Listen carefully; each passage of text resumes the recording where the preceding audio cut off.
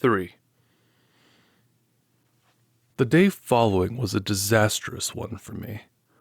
While moving a framed canvas from one easel to another, my foot slipped on the polished floor, and I fell heavily on both wrists. They were so badly sprained that it was useless to attempt to hold a brush, and I was obliged to wander about the studio, glaring at unfinished drawings and sketches, until despair seized me, and I sat down to smoke and twiddle my thumbs with rage. The rain blew against the windows and rattled on the roof of the church, driving me into a nervous fit with its interminable patter.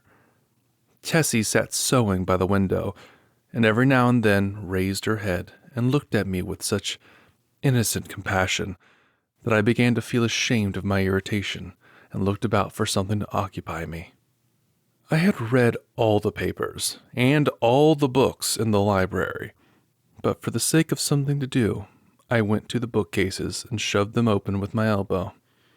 I knew every volume by its color and examined them all, passing slowly around the library and whistling to keep up my spirits. I was turning to go into the dining room when my eye fell upon a book bound in serpent skin, standing in a corner of the top shelf of the last bookcase. I did not remember it, and from the floor could not decipher the pale lettering on the back, so I went to the smoking room and called Tessie. She came in from the studio and climbed up to reach the book. "What is it?" I asked. "The King in Yellow." I was dumbfounded. Who had placed it there? How came it in my rooms? I had long ago decided that I should never open that book, and nothing on earth could have persuaded me to buy it. Fearful lest curiosity might tempt me to open it, I had never even looked at it in bookstores. If I ever had any curiosity to read it, the awful tragedy of young Castigain, whom I knew, prevented me from exploring its wicked pages. I had always refused to listen to any description of it, and indeed, nobody ever ventured to discuss the second part aloud. So I had absolutely no knowledge of what those leaves might reveal. I stared at the poisonous, mottled binding as I would at a snake. "Don't touch it, Tessie," I said. "Come down." Of course, my admonition was enough to arouse her curiosity, and before I could prevent it, she took the book and, laughing, danced off into the studio with it. I called to her, but she slipped away with a tormenting smile at my helpless hands, and I followed her with some impatience. "Tessie!" I cried, entering the library. "Listen, I am serious. Put that book away. I do not wish you to open it." The library was empty. I went into both drawing rooms, then into the bedrooms, laundry, kitchen, and finally returned to the library and began a systematic search.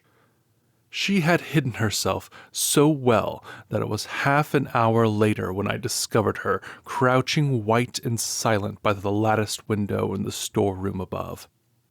At the first glance, I saw she had been punished for her foolishness. The King in Yellow lay at her feet, but the book was open at the second part. I looked at Tessie and saw it was too late. She had opened The King in Yellow. Then I took her by the hand and led her into the studio. She seemed dazed, and when I told her to lie down on the sofa, she obeyed me without a word. After a while, she closed her eyes and her breathing became regular and deep, but I could not determine whether or not she slept. For a long while, I sat silently beside her, but she neither stirred nor spoke. And at last I rose, and entering the unused storeroom, took the book in my least injured hand. It seemed heavy as lead, but I carried it into the studio again, and sitting down on the rug beside the sofa, opened it and read it through from beginning to end. When, faint with excess of my emotions, I dropped the volume and leaned wearily back against the sofa. Tessie opened her eyes and looked at me. We had been speaking for some time in a dull, monotonous strain before I realized that we were discussing The King in Yellow. Oh, the sin of writing such words, words which are clear as crystal, limpid and musical as bubbling springs, words which sparkle and glow like the poisoned diamonds of the Medicis. Oh, the wickedness, the hopeless damnation of a soul who could fascinate and paralyze human creatures with such words, words understood by the ignorant and wise alike, words which are more precious than jewels, more soothing than music, more awful than death. We talked on, unmindful of the gathering shadows, and she was begging me to throw away the clasp of black onyx quaintly inlaid with what we now knew to be the yellow sign.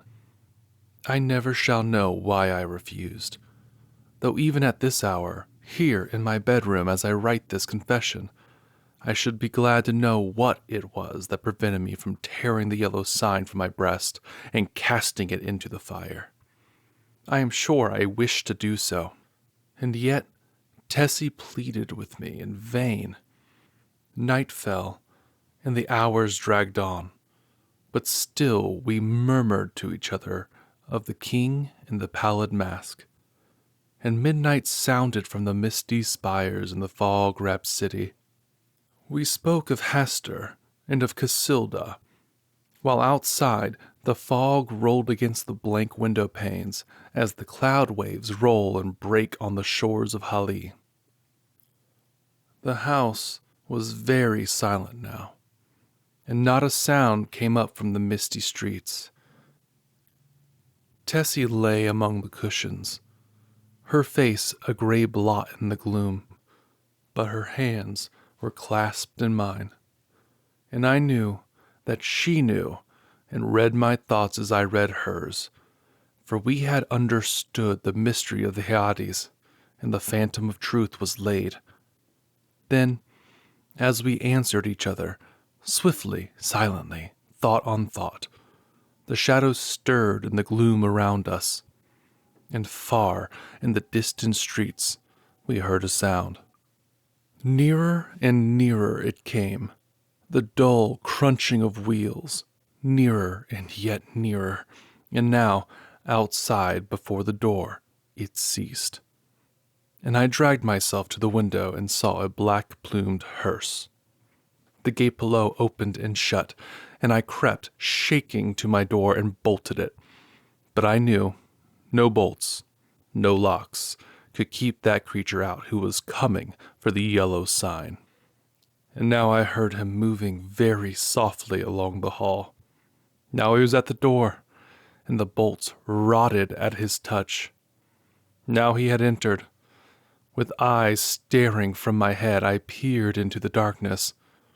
But when he came into the room, I did not see him. It was only when I felt him envelop me in his cold, soft grasp that I cried out and struggled with deadly fury. But my hands were useless, and he tore the onyx clasp from my coat and struck me full in the face. Then, as I fell, I heard Tessie's soft cry, and her spirit fled. And even while falling, I longed to follow her, for I knew that the King in Yellow had opened his tattered mantle, and there was only God to cry to now. I could tell more, but I cannot see what help it will be to the world. As for me, I am past human help or hope.